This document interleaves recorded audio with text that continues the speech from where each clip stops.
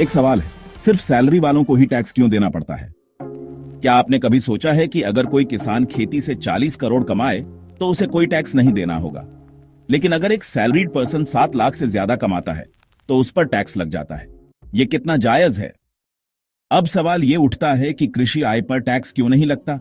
असल में सरकार किसानों की मदद के लिए उनकी आमदनी को टैक्स फ्री रखती है, लेकिन बड़ी बात यह है कि कई बड़े बिजनेसमैन और पॉलिटिशियन खेती के नाम पर टैक्स बचाते हैं।